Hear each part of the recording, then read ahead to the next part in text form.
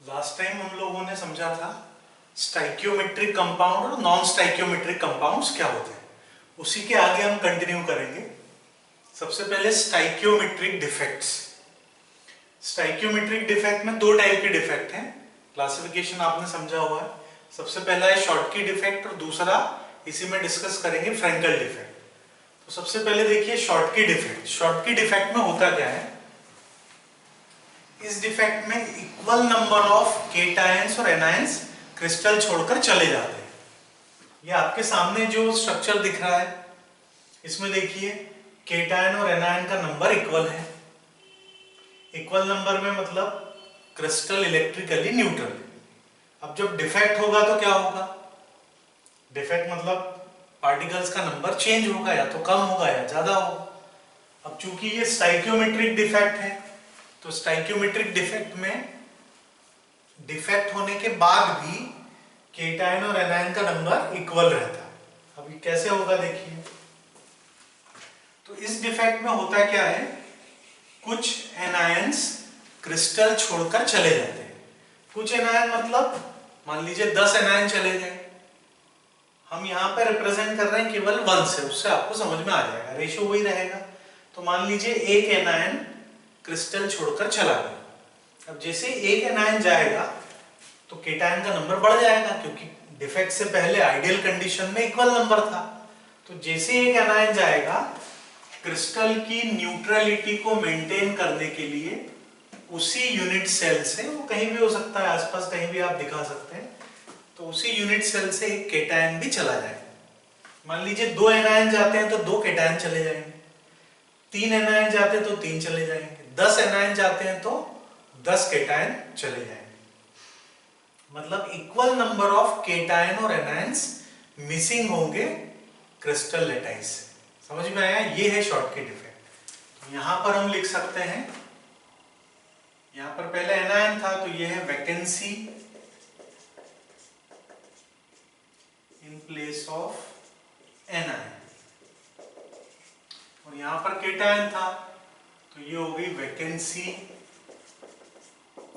In place of anion, in place of vacancy in place of cation. ठीक है, तो equal number of cation anion crystal छोड़कर चले जाते हैं, ये शॉर्टकी डिफेक्ट। अब सवाल उठता है कि ये कौन से कंपाउंड्स में मिलेगा। तो ऐसे कंपाउंड जहां पर कोऑर्डिनेशन नंबर ज्यादा होता है, हाई कोऑर्डिनेशन नंबर वाले कंपाउंड ये शो करते हैं। दूसरा, यदि अपन साइज की बात करें तो जहां मेटल आयन और एनायन यानी केटायन और एनायन का साइज ऑलमोस्ट सिमिलर है, ऐसे कंपाउंड में ये डिफेक्ट आपको मिलेगा। एग्जाम्पल की बात करें तो alkali metal halides, alkali metal halides में ये डिफेक्ट आपको मिलेगा। अब इस डिफेक्ट का इफेक्ट क्या होगा, तो इफेक्ट यहां देखकर भी आप बता सकते हैं। आइडियल कंडीशन में केटायन एनायन इक्वल थे, डिफेक्ट के कारण कुछ आयंस मिसिंग है, दोनों ही मिसिंग है, यहाँ पे इक्वल नंबर में मिसिंग है। तो आयंस के जाने के कारण क्या होगा, डेंसिटी पे कोई इफेक्ट होगा, तो डेंसिटी आइडियल कंडीशन से कम हो जाएगी, इसलिए हमने लिखा है डेंसिटी डिक्रीजेस। दूसरा और क्या होगा, कंडक्टिविटी पे कोई इफेक्ट होगा क्या, तो देखिए जब भी डिफेक्ट होता है कंडक्टिविटी हमेशा बढ़ेगी।